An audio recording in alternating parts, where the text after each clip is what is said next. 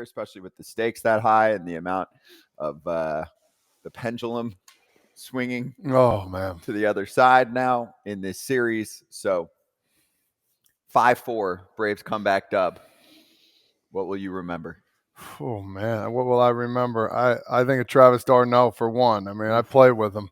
Guy comes up clutch with on a nasty slider that kind of just hung up there a little bit. Bam, he comes in. Hasn't played a lot recently. Just still comes in like nothing's happened before. Bam, 2-run homer. Kind of, it didn't kickstart. I know Cunha's did. The error that Turner made. Got the 1 run, but a 2-run homer put him right back in it, and then poof.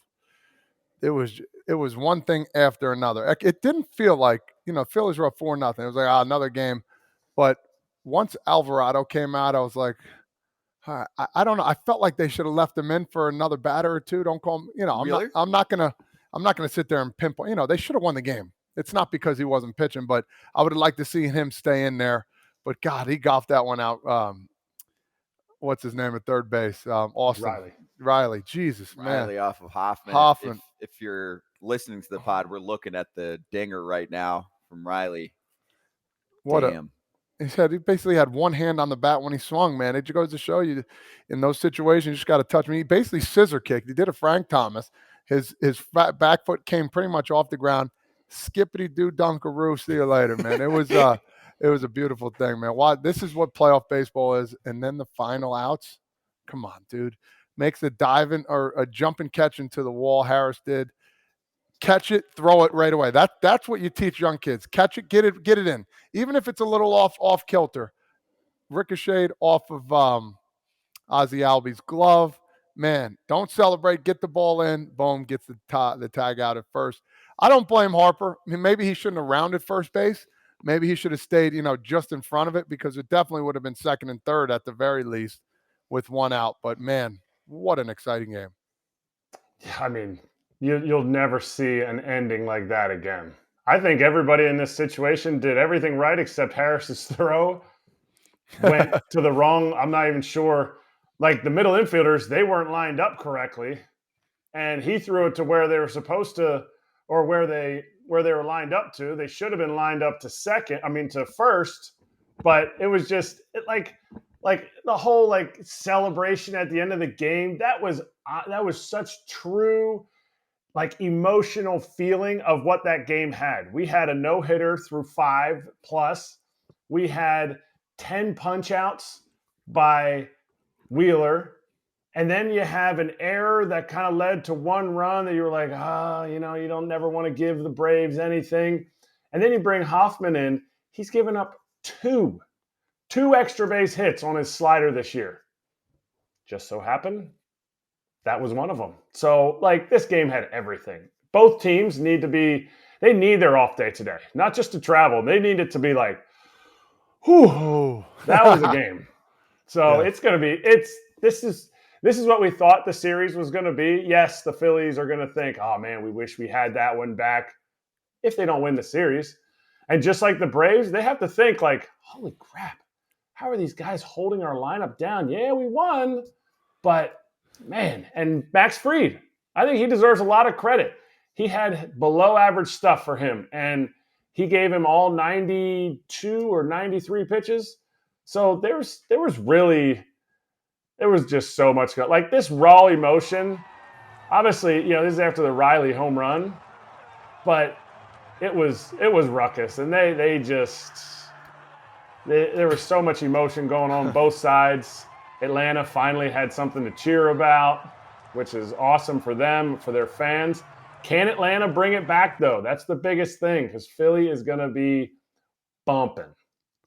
I need that Michael Harris back on foul territory. We had him on in spring training, and he was super shy. And I'm like, come on. I did. Kratzy, I don't mean to toot my own horn, but I did say Phillies in 4. So that was the game right there. I'm going to give them. And that's their one? That's their one game, and then we're going to go You don't mean to toot your own horn, but you just did. Oh, wait. 2? So yeah, you think they're going to Philly, they're taking 2, and also we can see Sarah Lang's in the win probability there and how it plummeted pretty quickly, of course, for a Phillies team that was kind of overpowering the Braves up until that point too. I mean, Wheeler was nasty. He brought all of his pitches. He was working that heater up in the zone early, and then you see the sweeper down low and away, like so many ways to put guys out or to get guys out. And then the relievers in the Phillies bullpen all throw a billion. I think Jeff Hoffman actually might be like the soft tosser. Yeah, because what is he, like 95, 96? He touched 97, I think, last night. Oh, he touched 97? I thought he hit 98 every once in a while, too. Now, listen, he used to be a starter with the Rockies. Yeah, and now let's put him reliever. He'll probably, we'll see what happens. 96 to 98. Come on, dude. It's not fair. Did you guys hear how he got his spot on the Phillies roster? Not saying he wouldn't have gotten it anyway. No, let us know. I don't know. Were you gone already during the watch party? Oh, go ahead. You tell it. No, they were saying he was brought down when Harper was rehabbing. He didn't want to go on rehab games down to the minor leagues, so they brought some Lehigh Valley pitchers down to Philly to face him. And afterwards, Harper was like, dude, why is this guy not on our team? And they were like, well, I don't know. And then he went back to Lehigh for a minute, came back down. He's one of their high leverage guys that they have used in huge situations. He comes in, two stark differences. Raisel Iglesias hasn't come in a game with runners on base the entire season. And Hoffman hasn't come in with a clean inning, but like 2 or 3 times the entire season. Hoffman gets hit. Raisel Iglesias, the hero. If I'm whoever that front office person is that Harper spoke to and said, why isn't he on the team? I'm going up to Harper right now and being like, see, this is why. No, I'm totally kidding. He's such a troll.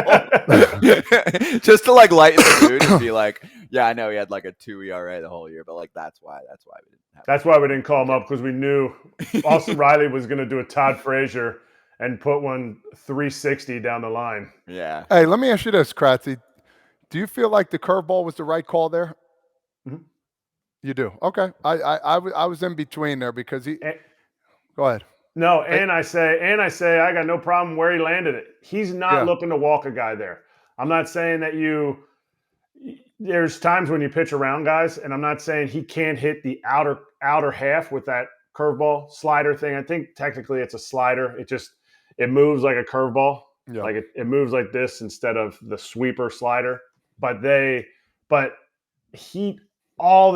whole year he's talked about, even before the playoffs, he talked about how most of his success is from his stuff, yes, but he was always nibbling in the zone, and you can't nibble. He did everything he needed to do for Riley right there.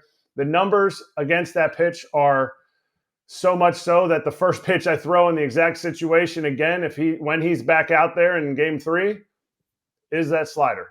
And I say he doesn't hit a homer on it because it's a pitch he doesn't leave out here because of his high arm angle. He doesn't spin too many of them arm side, staying into the righty where Riley won't run out of bat with it. So it's just really a land that pitch, outer half. Just so happened he landed it middle, and it's, it was a 3-2 pitch. Like, tip your cap. He obviously knows he needs to make a better pitch, or he can make a better pitch than that, but you also can't walk the guy right there to get to – you don't want to get to Olsen. Olsen? Is Olsen hitting after Riley? I'm not sure. I forget now. I'm pretty sure it's Olsen after Riley. Yeah.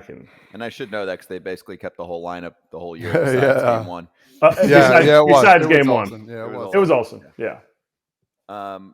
Also, I just want to give credit before we move on to the Braves bullpen because they kept that game in check. I know first inning too, Phillies could have done more. You can look back and say, hey, 4 hits. You had the bags full. You only got to run out of it. Remember, Ross Stripling was on with us during the watch along that we did on FT's YouTube channel, and he was like, hey, I'm actually feeling pretty good after that first inning if I'm Max Fried. Just battled through it. There was a lot of contact and got by with just 1 run allowed with the best offense in baseball, if not at least the National League. So credit there. But credit to the Braves bullpen, too, for holding this game in check. And what they did, the Braves bullpen has 2 ingredients that works for them, okay? Because you guys do the baseball analysis. I'll just tell you post-game. Victor said, it's heart and it's nuts, kids, okay? Heart and nuts. That's what he said. Those are the two things you need to have a good Braves bullpen. Love That's it. Get your peanuts here. it. Hey, Todd Radamus, if they go Game 5, since you're Nostradamus on this, and you're actually wrong, which hasn't happened yet this year, do they go back to Max Fried? I mean, who else would they go to? I'm saying, I did you think, see enough from them that you're like, yeah, need him I back saw on the mound? enough. I don't think they need him back. Yeah, I think they would need him because, I mean, where else would you go? Just a straight bullpen game? Yeah, I think you would start him with a short leash. Okay, so yeah, I agree with that. You Get don't what have you many can get. options right now. It's not getting there for though. length. It's not getting a 5. No, Wow. They're going to beat Strider Game 4. they are. That's what happened last year, but Just like it they was a very beat different him Strider. Game 1. This is like carbon copy of what happened last year in the series. Like It's crazy. This is nuts, man. I love it. Let's see what It's happens so Game good. 3, though, because I mean, the Braves' offense is really, really good, Really and good. you saw that eventually. Just hard to keep them down, whether it's Nola or eventually the bullpen in Game 4. It's going to be tough. So, or Game 3, and then obviously we'll see what happens in Game 4. We'll get to Arizona and LA later. We're gonna go to the Orioles contest against the Rangers. Can the Orioles stay alive? They're the late game against Texas. Dan Connolly will join us when we swing back on FT Live on Stadium. Poll question today, prediction style. There will be, first off, before we get to the poll question, most importantly, you see that beautiful display? Like, no, it's Don't like, touch it. don't touch it.